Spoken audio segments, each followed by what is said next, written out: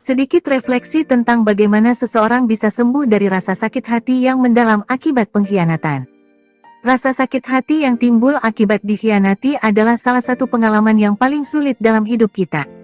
Namun, meskipun sulit, aku percaya bahwa dengan waktu, pemahaman, dan upaya yang tepat, kita dapat menuju proses kesembuhan. Refleksi ini akan menjadi ruang bagi aku untuk mengeksplorasi langkah-langkah yang dapat diambil dalam perjalanan menuju kesembuhan dari rasa sakit hati karena dikhianati.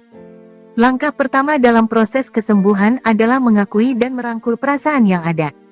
Rasa sakit hati dan kecewa adalah emosi yang alami dan normal dalam menghadapi pengkhianatan. Mengabaikan atau menekan emosi ini hanya akan memperpanjang proses kesembuhan.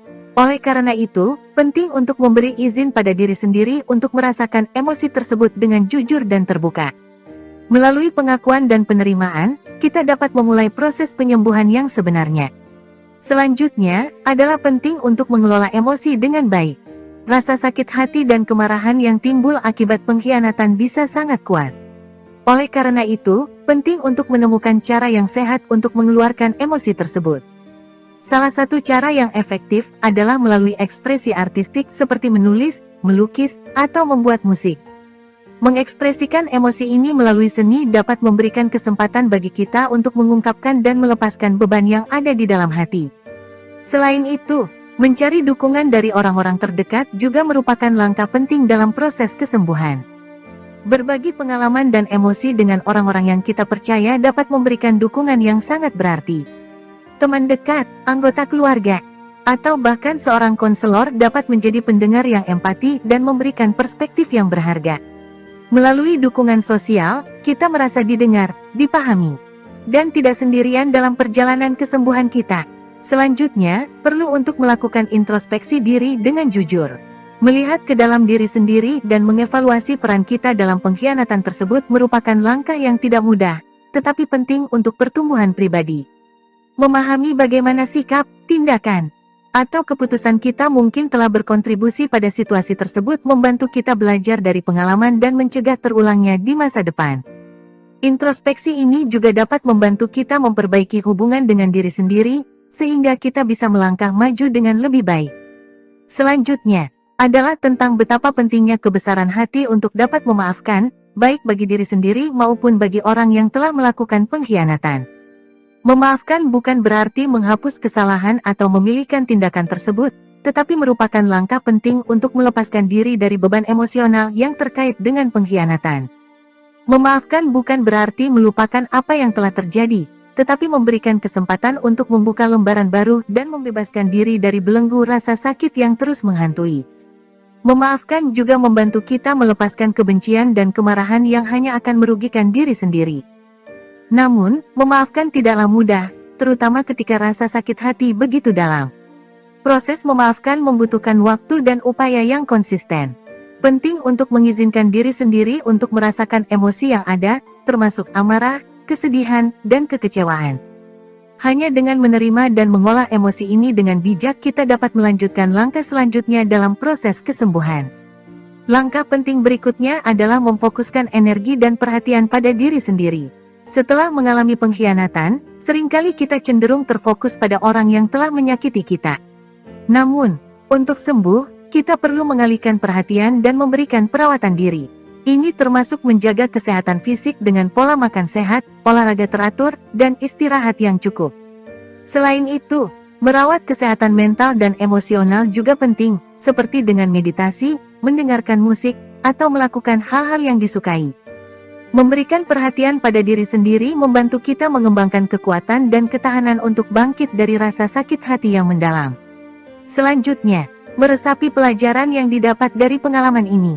Pengkhianatan bisa menjadi guru yang pahit, tetapi dalam kesedihan dan kekecewaan, kita juga bisa belajar banyak tentang diri kita sendiri. Apakah ada tanda-tanda peringatan yang telah kita abaikan? Apakah ada pola perilaku atau keputusan yang perlu diperbaiki? Dengan memahami dan menerima pelajaran ini, kita dapat tumbuh sebagai individu yang lebih kuat dan bijaksana. Selama proses kesembuhan, kita juga perlu mengubah persepsi tentang diri sendiri.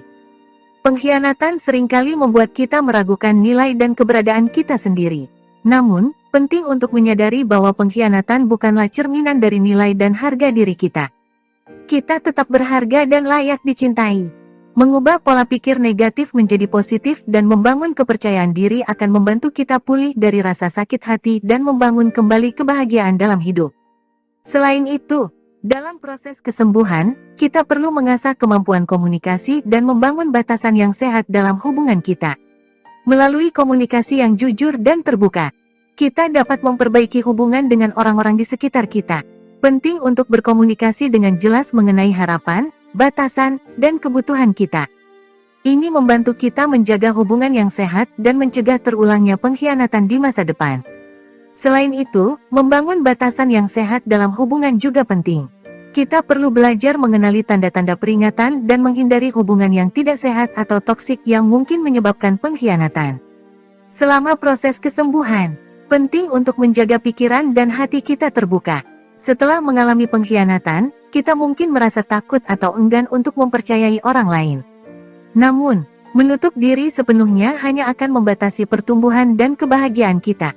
Penting untuk memperlakukan setiap individu sebagai entitas yang unik dan memberi kesempatan pada mereka untuk membuktikan diri mereka layak mendapatkan kepercayaan kita. Dalam proses ini, kita mungkin menemui orang-orang yang berharga dan dapat membangun hubungan yang lebih kuat dan saling mendukung. Selain itu, menjaga pikiran positif dan berpikir yang sehat sangat penting dalam proses kesembuhan. Rasa sakit hati yang mendalam bisa membuat kita terjebak dalam siklus pikiran negatif dan perasaan yang merusak. Oleh karena itu, penting untuk mengubah pola pikir negatif menjadi positif dan berfokus pada hal-hal yang membawa kebahagiaan dan rasa syukur dalam hidup.